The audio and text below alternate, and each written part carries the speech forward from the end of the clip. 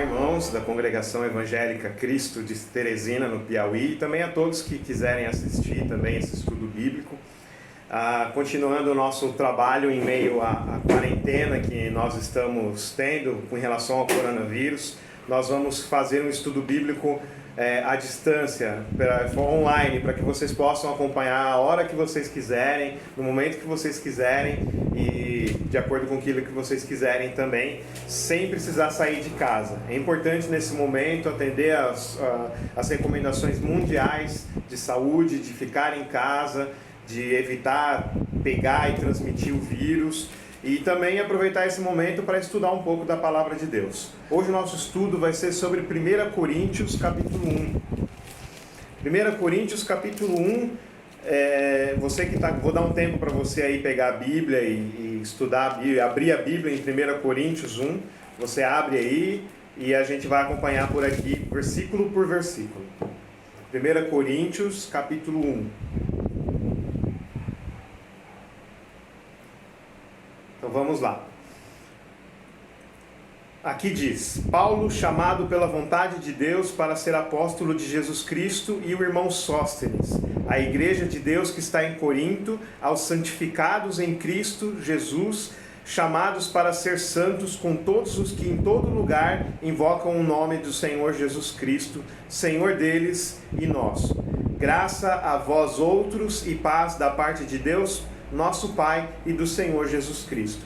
Aqui nessa passagem que a gente leu, Paulo está tanto defendendo o seu apostolado, muitas pessoas questionavam, principalmente na cidade de Corinto, o pessoal questionava muito o apostolado do apóstolo Paulo, porque ele era uma pessoa que tinha problemas de saúde, não era uma pessoa rica, não era uma pessoa bem apresentável. Então o pessoal falava, como é que ele pode ser apóstolo e sofrer tanto? É mais ou menos parecido hoje com o que se pensa a teologia da prosperidade. As pessoas esperam que o pastor seja rico, tenha posses, seja bem apresentável, saudável, que não tenha problemas de saúde.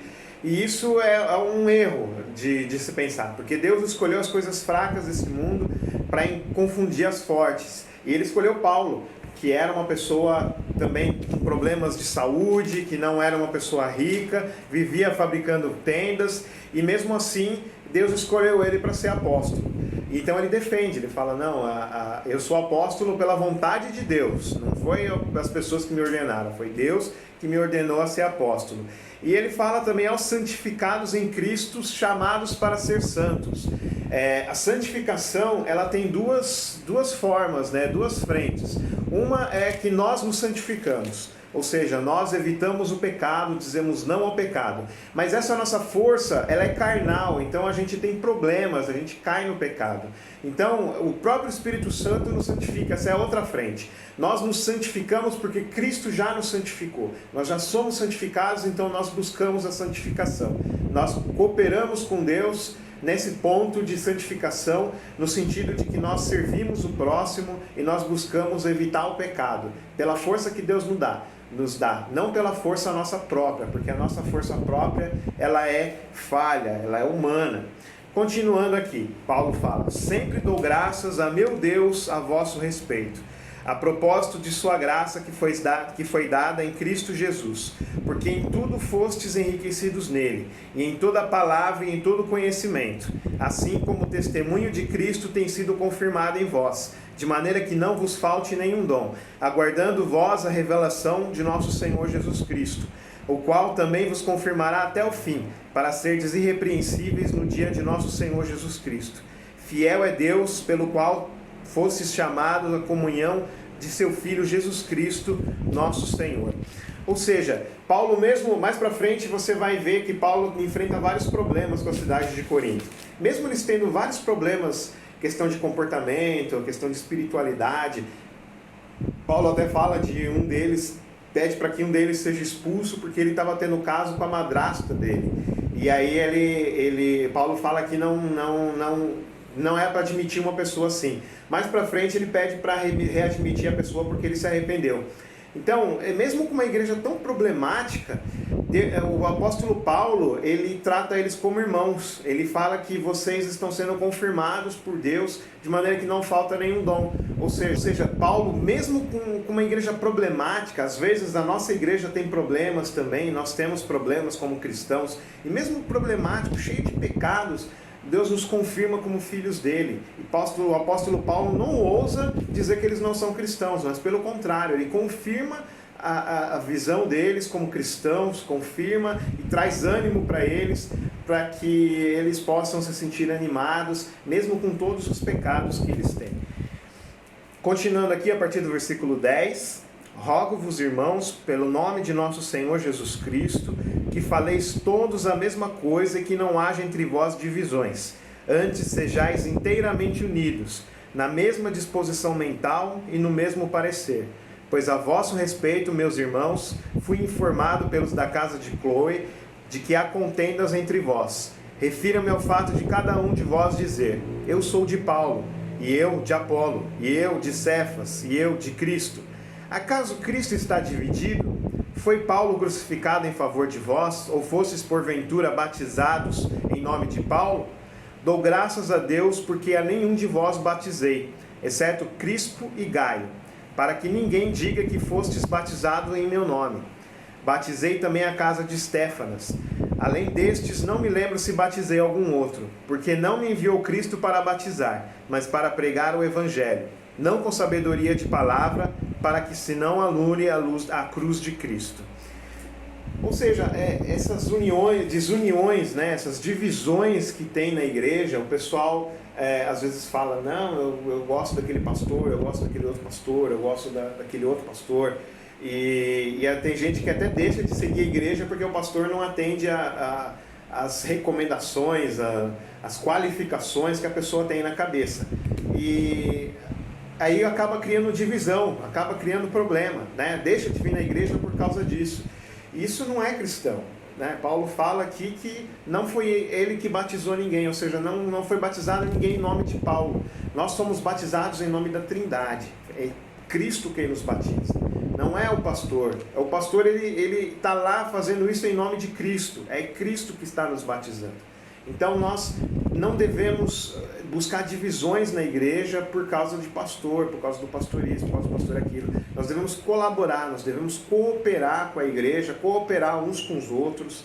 Nós devemos buscar dentro daquilo que nós podemos, dentro das nossas possibilidades, uma união com o nosso irmão. A gente aqui tem eventos, agora a gente não pode ter evento por causa da quarentena, mas quando passar esse problema a gente vai ter eventos, vai ter almoço junto, como a Servas já fez 2 vezes. Isso é muito bom, uma oportunidade muito boa de comunhão, para que a gente possa conhecer melhor uns aos outros e ajudar uns aos outros em amor. Vamos continuar então a leitura aqui. Versículo 18. Certamente a palavra da cruz é loucura para os que se perdem, mas para nós que somos salvos, poder de Deus, pois está escrito: destruirei a sabedoria dos sábios e aniquilarei a inteligência dos instruídos. Onde está o sábio? Onde o escriba? Onde o inquiridor deste século? Porventura não tornou Deus louca a sabedoria do mundo? Visto como na sabedoria de Deus, o mundo não o conheceu por sua própria sabedoria. Aprove Deus salvar os que creem pela loucura da pregação, porque tanto os judeus pedem sinais como os gregos buscam sabedoria. Mas nós pregamos a Cristo crucificado, escândalo para os judeus, loucura para os gentios. Mas para os que foram chamados, tanto judeus como gregos, pregamos a Cristo, poder de Deus e sabedoria de Deus. Porque a loucura de Deus é mais sábia que os homens, e a fraqueza de Deus é mais forte do que os homens. Como eu falei um pouco atrás, Paulo era questionado no seu apostolado por não ser uma pessoa apresentável. Muitas vezes nós queremos que o homem de Deus, que o pregador, ele seja bem apresentável nos padrões mundanos, né? Que use um terno, uma gravata, que fale um certo tipo de vocabulário, que seja próspero, que seja rico. Mas Deus escolheu as coisas loucas desse mundo. Deus escolheu as pessoas loucas no sentido de que elas creem na loucura da pregação. Elas creem porque a lei ela faz sentido. Quando a gente prega a lei, as pessoas falam, não, realmente, mais viciado vai olhar nisso e vai falar, não, realmente isso tem razão, ele está certo. Agora o Evangelho, dizer que Deus nos perdoou e nos salvou pela graça, que Deus salvou o mundo inteiro e salva aqueles que creem no seu Evangelho vão ser salvos, isso é loucura. As pessoas vão falar, não, isso não é possível. Porque as pessoas têm que fazer alguma coisa, elas têm que merecer a salvação segundo a ideia do mundo. Mas Deus vai contra a ideia do mundo e ele prega a loucura de que é pela graça, sem nenhuma contribuição humana, mas é pela graça que Deus nos salva. Então, os sábios, os entendidos, mesmo que sejam na área teológica, na área secular, na ciência, eles vão achar isso loucura, vão falar, não, peraí, não faz sentido. Tem que ter um mérito, tem que ter um merecimento. As pessoas têm que trabalhar pela sua salvação. Mas Deus não, Deus ele fala que é pela graça. Então que a gente se aproprie dessa graça de Deus, essa loucura da pregação e continuemos crendo nela mesmo contra as ideias do mundo. Agora vamos ler mais um pouco da passagem de 1 Coríntios, a partir do versículo 26.